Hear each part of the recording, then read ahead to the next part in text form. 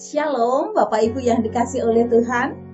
Semoga keadaan kita baik dan sehat dan dalam kemurahan Tuhan senantiasa. Tidak terasa hari ini kita telah memasuki hari ke-14 di tahun yang baru, bulan Januari. Percayalah sebagaimana Tuhan telah menuntun langkah hidup kita, pelihara hidup kita di tahun yang lalu, maka di tahun ini pun kita akan dituntun dengan kasih sayangnya Tuhan, dengan pemeliharaan kemurahan Tuhan yang ajaib. Mari Bapak Ibu yang dikasih oleh Tuhan, kita awali kegiatan kita sepanjang hari ini dengan mendengarkan sabda firman Tuhan yang pagi hari ini diambil dari kitab 1 Korintus pasal 7 ayat 1 sampai ayat 9. Namun sebelumnya kita tunduk kepala bersatu hati di dalam doa. Kami bersyukur Tuhan oleh karena pagi hari ini Tuhan membangunkan kami dari tidur kami yang lelap. Dan saat ini kami dapat membuka mata kami dengan kekuatan baru, kesehatan baru yang datangnya dari Tuhan. Kami hendak mendengarkan sabda firman-Mu. Tuhan menolong pendengaran kami, menolong pengetahuan kami, agar kami bisa menangkap firman-Mu, mengerti firman-Mu, dan melakukannya dalam hidup sehari-hari. Di dalam nama Tuhan Yesus kami berdoa dan kami memohon. Haleluya. Amin. Kitab 1 Korintus pasal 7 ayat 1 sampai ayat 9. Demikian bunyi firman Tuhan. Dan sekarang tentang hal-hal yang kamu tuliskan kepadaku adalah baik bagi laki-laki kalau ia tidak kawin. Tetapi mengingat bahaya percabulan, baiklah setiap laki-laki mempunyai istrinya sendiri, dan setiap perempuan mempunyai suaminya sendiri. Hendaklah suami memenuhi kewajibannya terhadap istrinya, demikian pula istri terhadap suaminya. Istri tidak berkuasa atas tubuhnya sendiri, tetapi suaminya. Demikianlah pula suami tidak berkuasa atas tubuhnya sendiri, tetapi istrinya. Janganlah kamu saling menjauhi, kecuali dengan persetujuan bersama untuk sementara waktu, supaya kamu mendapat kesempatan untuk berdoa. Sesudah itu, hendaklah kamu kembali hidup bersama-sama, supaya iblis jangan menggodai kamu, karena kamu tidak tahan bertarak. Hal ini kukatakan kepadamu sebagai kelonggaran, bukan sebagai perintah. Namun demikian alangkah baiknya kalau semua orang seperti aku, tetapi setiap orang menerima dari Allah karunia-Nya yang khas, yang seorang karunia ini, yang lain karunia itu. Tetapi kepada orang-orang yang tidak kawin dan kepada janda-janda aku anjurkan, supaya baiklah mereka tinggal dalam keadaan seperti aku. Tetapi kalau mereka tidak dapat menguasai diri, baiklah mereka kawin. Sebab lebih baik kawin daripada hangus karena hawa nafsu. Amin. Demikianlah bacaan firman Tuhan. Berbahagia setiap kita yang mendengar firman-Nya dan yang melakukannya dalam hidup sehari. Bapak Ibu yang dikasih oleh Tuhan, tema dalam bacaan firman Tuhan pagi hari ini saya beri judul, kawin enggak ya? Ya. Mungkin rasanya aneh terdengar ya Bapak Ibu ya. Saya juga merasa aneh ketika mencantumkan tema itu. Kawin enggak ya? Tanda tanya. Namun ketika ada pertanyaan, kawin enggak ya? Itu berarti menunjukkan bahwa perkawinan itu adalah keputusan masing-masing pribadi. Kalau ia kawin, tidak masalah. Bertahan seumur hidup tidak kawin pun juga tidak masalah. Artinya apa? Baik orang yang mengambil keputusan untuk kawin atau hidup tidak kawin, tidak ada yang lebih baik atau lebih buruk. Namun dua-duanya, apapun keputusannya, harus sama-sama dipertanggungjawabkan di hadapan Tuhan. Bagi yang tidak kawin, Ia pun juga harus mempersembahkan hidup tidak kawinnya secara kudus di hadapan Tuhan. Begitu pula dengan orang yang mengambil keputusan untuk hidup dalam perkawinan, ia pun harus mempersembahkan hidup kudus perkawinannya di hadapan Tuhan. Sama-sama mempersembahkan hidup kudus di hadapan Tuhan. Bapak Ibu yang dikasihi oleh Tuhan, bagaimana caranya supaya ketika masing-masing orang sudah mengambil keputusan untuk hidup dalam perkawinan dan bertahan dalam perkawinan, mampu mempersembahkan perkawinannya untuk hormat kemuliaan bagi nama Tuhan?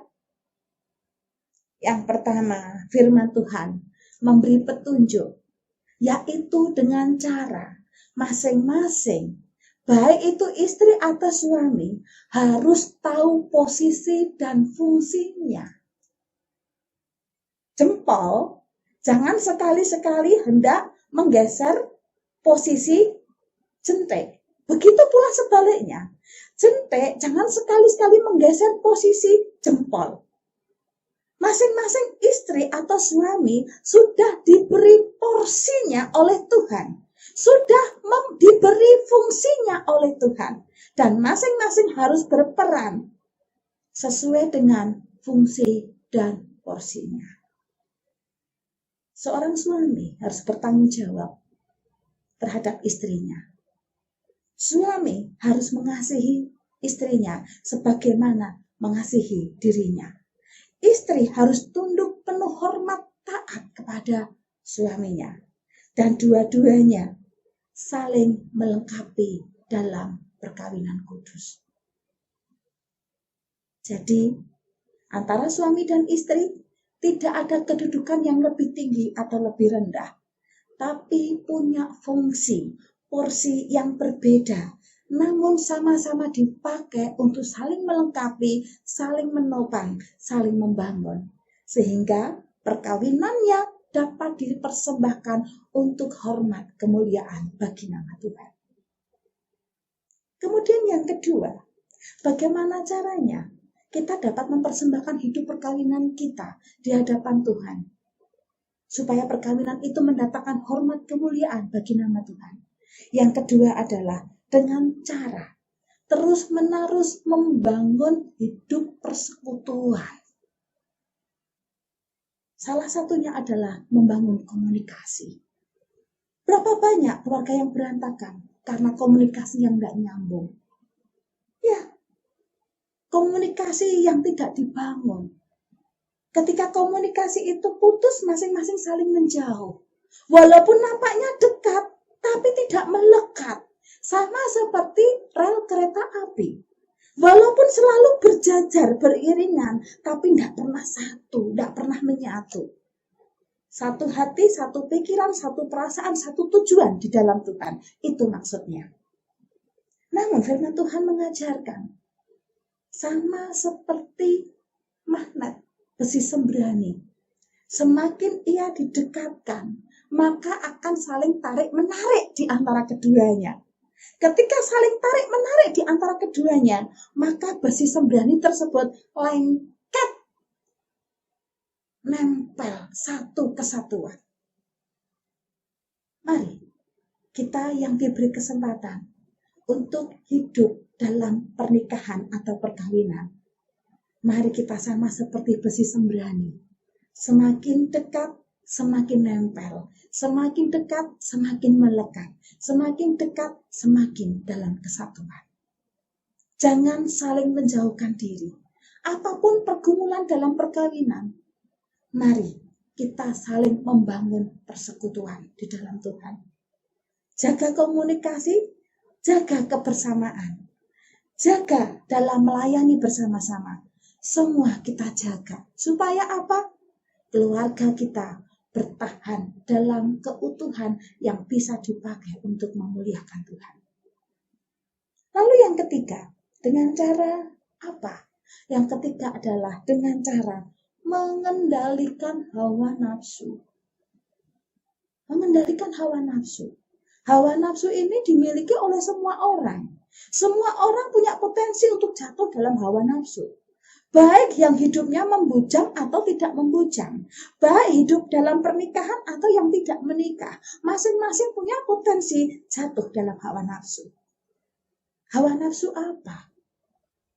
Hawa nafsu amarah, nafsu dalam meninggikan ego kita, nafsu dalam hal fisik atau daging kita, nafsu apa saja dalam diri kita.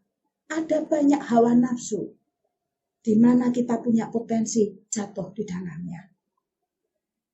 Jadi, mari kita bersama-sama belajar kendalikan hawa nafsu yang ada di dalam diri kita. Supaya apa? Ketika hawa nafsu itu terkontrol, maka itu akan menjadi berkat bagi banyak orang. Tetapi kalau hawa nafsu kita tidak terkendali, itu bisa merusak banyak hal. Oleh sebab itu, mari Bapak Ibu yang dikasihi oleh Tuhan, bagi kita yang diberi kesempatan untuk hidup dalam pernikahan atau perkawinan, mari kita mempersembahkan hidup perkawinan kita untuk hormat kemuliaan bagi nama Tuhan. Bagi yang hidup membujang atau hidup sendiri, ya, mari kita juga mempersembahkan keputusan hidup kita yang tidak menikah, tidak kawin, hanya untuk hormat kemuliaan bagi nama Tuhan. Selamat untuk menjalani hidup dalam bahtera perkawinan. Berikutnya masih ada waktu untuk kita membangun keluarga kita masing-masing. Kiranya nama Tuhan makin dimuliakan, kita pun makin diberkati oleh Tuhan. Amin. Tuhan Yesus memberkati. Kita berdoa. Bapa di surga, terima kasih untuk waktu yang sampai detik ini Tuhan berikan untuk kami.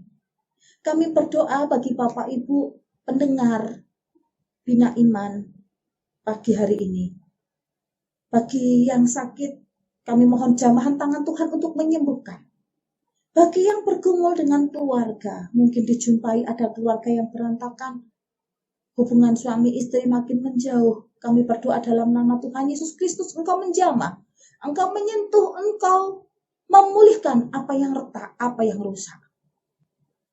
Tuhan, kami juga berdoa bagi para pendengar renungan Bina Iman yang hidup dalam kesendirian, hidup dalam kesunyian, hidup dalam kesepian. Kiranya Tuhan memberikan penghiburan, Engkau adalah teman yang sejati. Kami berdoa, berkatilah yang kekurangan.